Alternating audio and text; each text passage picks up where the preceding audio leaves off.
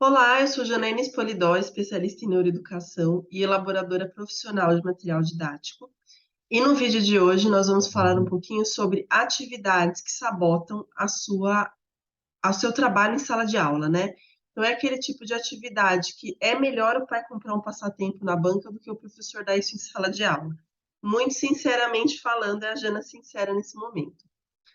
Eu vou colocar os slides e tirar para a gente evitar aquele probleminha que ele não apresenta, né? Ele não faz a apresentação de primeira. Então, são aquelas atividades, eu vou mostrar 4 tipos de atividades que elas podem sabotar o que você faz em sala de aula. Antes de mostrar as atividades, eu gostaria de pedir, na verdade é uma troca, né, gente? A gente tem aí os vídeos grátis no YouTube, tem para o público grátis e tem o do Clube de Membros. Mas para a gente poder continuar tendo vídeos grátis, é preciso que você se inscreva no canal, curta o vídeo e compartilhe, porque assim incentiva o trabalho, né? Não adianta assim só assistir o vídeo e largar para lá, precisa ter essas inscrições para poder colaborar aí com o trabalho que a gente faz, certo? Atividades que podem sabotar a sua aula.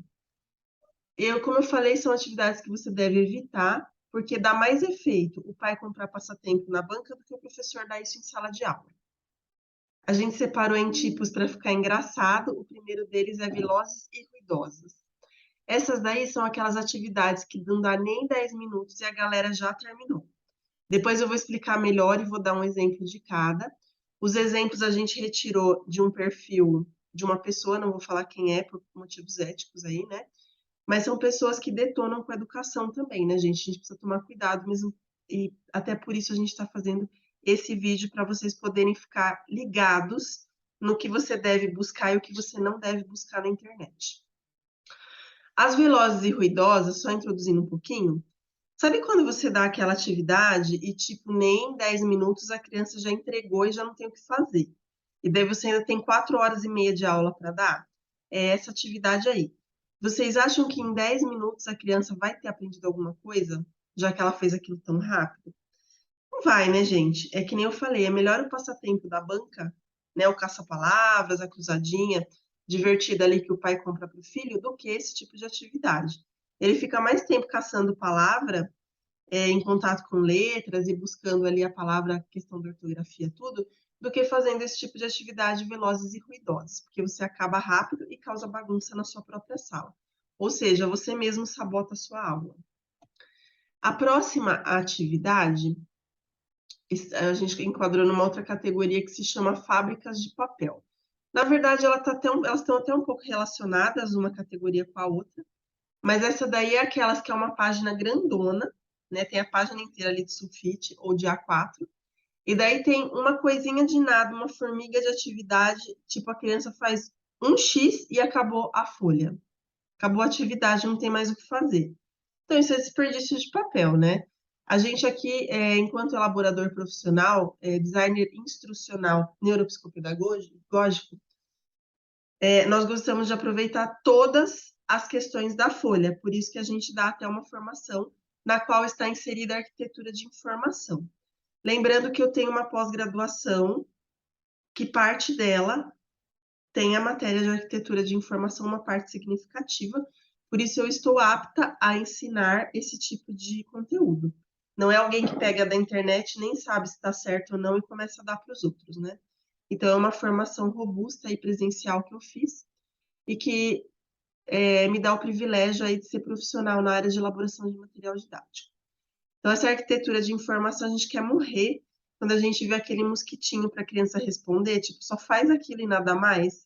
Gente, isso daí é um desperdício de celulose, de papel, de árvore, de tempo de aula, porque vai durar pouco tempo também. Então, não vale a pena. É só estresse. Estresse e desperdício. Tem as atividades crepúsculo, aqui a gente tem as opostas, né? A gente vai ter a crepúsculo e a gente vai ter uma outra que é a oposta dessa. O crepúsculo é aquela que suga mais do que seu aluno consegue. Então, é quando você dá uma atividade, assim começa a criança a ficar desmotivada e indisciplinada. A professora não tem um parâmetro de que atividade dá, porque às vezes a gente não tem isso na pedagogia, vamos ser sinceros, e às vezes você já não sabe mais o que usar com a criança. E daí você acaba pegando uma atividade que você precisa dar por causa do currículo ali, do planejamento, mas a criança não está preparada. Meu, a criança vai olhar para aquilo e falar: "Eu não consigo fazer". Inconscientemente ela já sabe. Você acha que a criança vai se dar o trabalho de começar aquilo, gente? Não vai.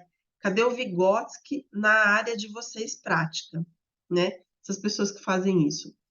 Então, se você dá uma atividade, a criança começou a pedir para ir no banheiro, começou a pedir para ir apontar o lápis, começou a conversar com o aluno do lado, pode observar que o problema é da atividade, porque quando o professor faz tudo certinho, direitinho, dentro ali das questões pedagógicas, eu te garanto que isso não acontece. Eu não tinha esse problema de indisciplina, não tinha esse problema de dispersão na minha sala.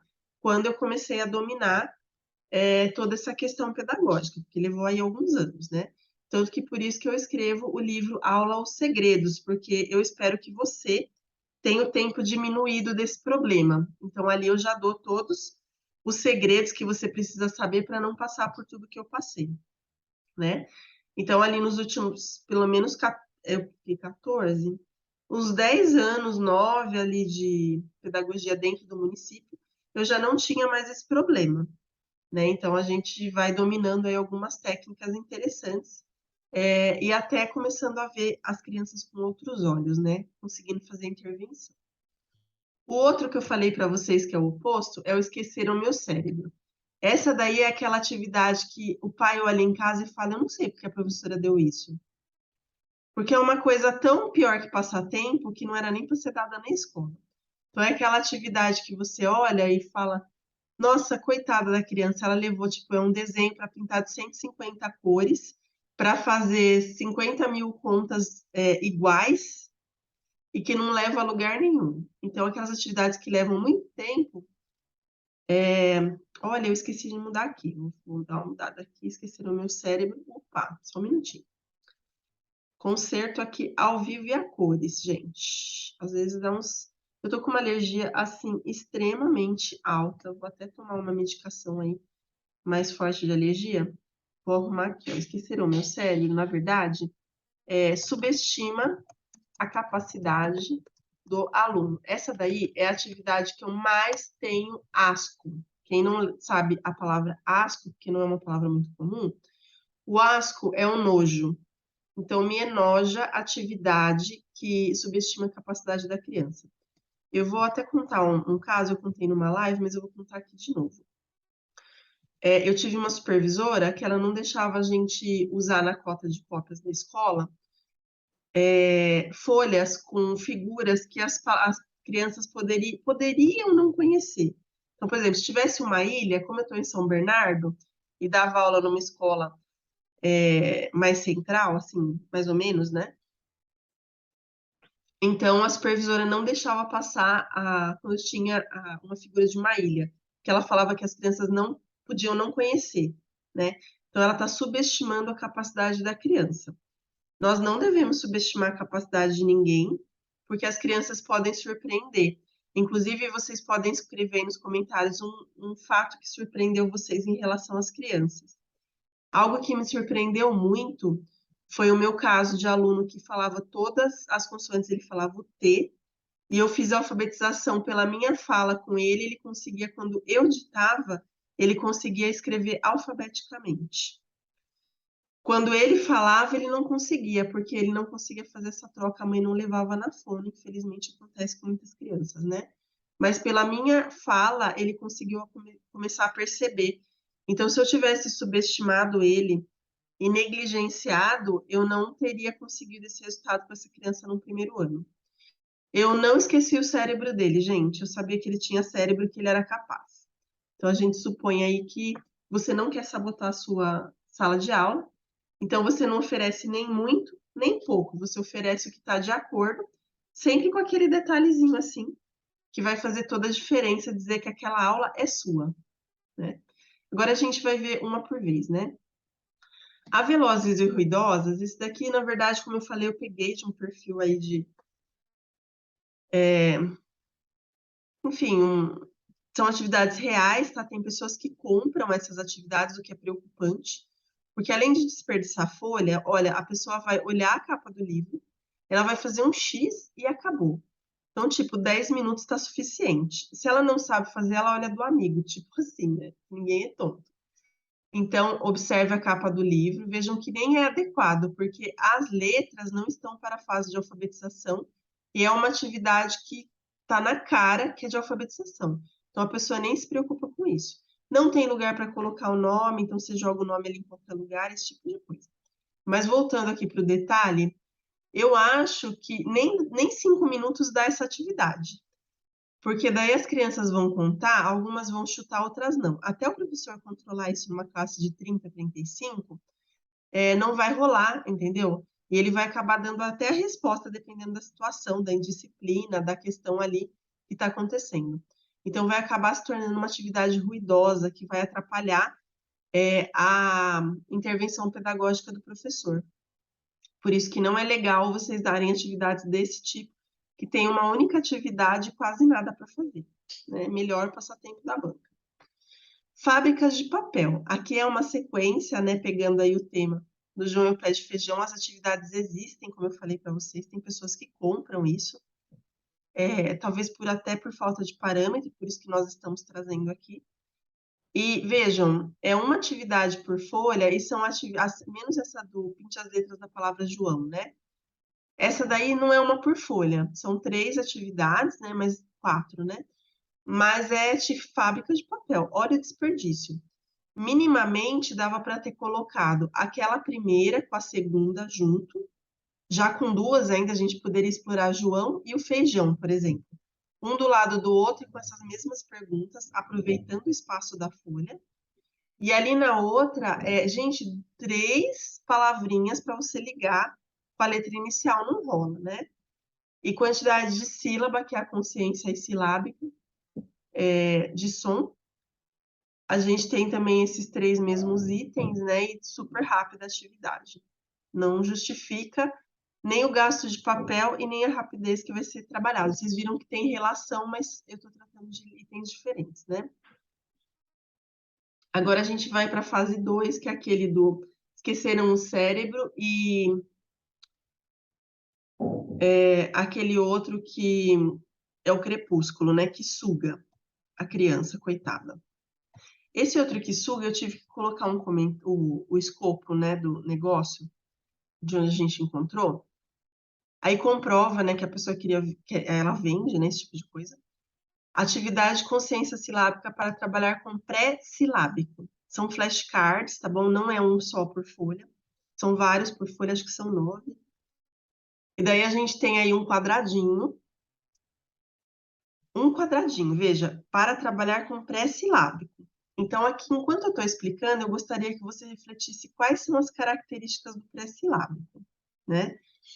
Não tem orientação essa página, tá? São flashcards, então não tem enunciado, não tem consigna. O pré-silábico não tem domínio de forma de letra, ele não tem esse domínio. Ele não domina a quantidade de letras. Ele não vai conseguir, de forma alguma, preencher esse menino aí, fora a questão que a gente tem um quadradinho para 2 letras. Então, nem para essa questão de controle de letra, que é uma exigência da próxima hipótese, que é a silábica, está colaborando. Então, você percebe claramente que quem elaborou não tem domínio sobre essa questão. E daí, quando você dá isso para um pré-silábico, porque você comprou com a indicação que está sendo para um pré-silábico, quando você faz isso, você está fazendo um crepúsculo na vida dessa criança. Ela vai se tornar sombria, que ela não vai conseguir fazer, ela vai ficar irritada e você vai abaixar a autoestima da criança, né? Fora que tem as 3 bolinhas, eu suponho, como é consciência silábica, que seja para você contar, né? Menina. E embaixo deve ser para escrever. Mas como não tem consigna, a gente não pode afirmar, certo? Então a gente tem aí toda essa questão do crepúsculo. E o Esqueceram o Meu Cérebro, eu tirei de um outro. Esse daí é uma coisa que rola na internet direto, né? É o tipo de atividade que eu não faço. A gente tem, na verdade, eu ampliei, né? A gente tem uma fichinha de leitura. Eu vi, eu vi um pato amarelo. Então, supostamente, a criança vai conseguir ler até o final a frase inteira, gente. Ela vai conseguir ler porque, naturalmente, ela decorou a frase. Porque quando você lê 5 vezes a mesma coisa, você acaba decorando e a figura vai te fazer lembrar qual é a frase, se você já tiver lido antes com a professora, né? Então, é um pato amarelo, então eu vi um pato, eu vi um pato amarelo. Eu não precisei nem olhar para saber o que estava escrito. Então, note que é uma atividade que ela treina a memória, não a leitura. Ela faz uma falsa leitura, ela dá a falsa impressão que a criança está lendo. A leitura vai muito além disso, como eu expliquei até numa live, eu li cerca aí, em torno de 60 livros para poder entender melhor a leitura. Eu estou com um curso de leitura dentro do clube de membros do YouTube, que a gente coloca aí semanalmente os vídeos. Então, quem não aproveitou ainda, vai lá a partir do Cubo Mágico, a partir do membro Cubo Mágico. Nós temos o curso de leitura, que eu te garanto que em nenhum outro lugar, aqui pelo menos no Brasil, você vai encontrar, porque são coisas vindas assim, de experiências globalizadas mesmo, e todas validadas cientificamente, o que é mais importante. Voltando lá para a ficha, por que esqueceram o meu cérebro? Primeiro, porque você vai ler uma coisa memorizada, então você não está treinando a questão de hemisfério esquerdo-direito, a dinâmica que ele vai ter de circuitaria, para poder decodificar como se deve, de um modo que cria a estrutura de interpretação mais para frente, que vai só para o hemisfério direito. Você está treinando a memória de curto e longo prazo nessa atividade, nada mais. Então, esqueceu do cérebro, né? O resto do cérebro que se lasque. E daí eu coloquei um complemento, copiei a letra P. Gente, ficar copiando a letra P e dizer quantas letras tem o pato também não rola. Olha o tamanho, o desperdício da coisa. Lógico que para crianças menores, a gente está falando aqui de uma faixa de alfabetização, tá? Para poder fixar a letra, sabe? Mas não só isso na atividade, porque é uma atividade que não tem uma relevância extrema. Então, vai até colaborar aí com essa questão de o passatempo da banca ser melhor do que o restante, sabe? Bom, então, tem outros erros que as pessoas cometem, não apenas de tipo de atividade, assim, de atividade mal feita, que inclusive é um perigo, né? Porque as pessoas vendem atividade mal feita por serem professoras e não elaboradoras de material didático, porque, como eu falei, não basta você ser professor para elaborar material, né? Se fosse assim, na faculdade de pedagogia você ia ter aulas relacionadas à elaboração de material didático. Se você não teve, significa que você não é. Simples assim. E é um perigo você comprar material dessa pessoa, né? Para poder sanar esse problema, nós temos duas soluções para você, né? Antes de falar disso, inclusive, eu preciso complementar que eu ia falar uma coisa, eu perdi, porque eu fui para outro caminho, deixa eu pensar. Bom, ele vai voltar. O que fazer, né? A gente tem duas opções, eu acho que eu estou lembrando o que é. Assim, uma delas é o Pedagogia de A a Z, que esse mês de outubro a gente tem ela no dia 31/10, às 19 horas, com taxa de inscrição de R$ 20. É uma live. Nessa live, gente, é uma live, eu vou até mostrar aqui para vocês, que as pessoas fazem mensalmente, tem até um caderninho, porque durante a live são feitas anotações, ó, tá vendo? Aula 1, início de ano letivo. Daí a gente tem algumas anotações que são feitas como deveria ter sido feito na Faculdade de Pedagogia e não foi. E a desse mês de outubro são as atividades produtivas. Então, primeiro a gente vai explorar quais são os tipos de atividade, então qual que é a diferença de uma sequenciada, de um projeto, de uma avaliação diagnóstica, o que é intervenção e como fazer, né? E depois a gente vai explorar algumas dessas atividades péssimas para vocês não caírem mais nessa armadilha, né? E sabotar a sua própria aula. Então, essa daí vocês podem entrar em contato com a Cirlei.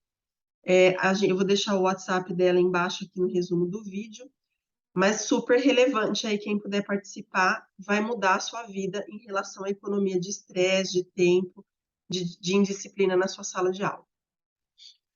E a outra sugestão o lote mais aguardado de 2023, que é o lote de elaboração de material didático. A gente está na 3ª edição, então se você quiser participar do nosso curso, que tem uma duração longa, né, também entrar em contato com a Cirlei, vou deixar o contato no resumo do vídeo. Lembrando que além de ser um curso que vai mudar o jeito de você dar aula, você vai ter a oportunidade de se tornar parte do Grupo Expolidora de Educação, se assim você quiser, né? Então, a gente tem algumas regras, a gente oferece para as pessoas do curso. Quem gostaria de se tornar um elaborador profissional, quando a pessoa tem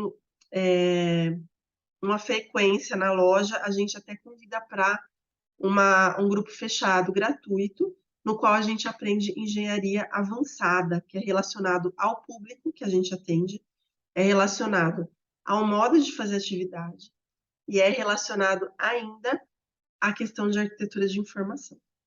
Então, é super completo mesmo, né? E a gente dá oportunidade para outras pessoas, o que é mais importante ainda. Espero que vocês tenham gostado. Entra lá em contato com a Cirlei. Se não se inscreveu, se inscreve já no meu canal, porque você não pode perder. Na semana que vem, por exemplo, a gente tem uma semana de lives super especial que você não pode ficar de fora. E você, para poder participar, com comentários, com a participação ali ao vivo, você precisa estar inscrito, certo? Até o próximo vídeo. Não cometa mais os erros que sabotam sua aula. E boa aula para você!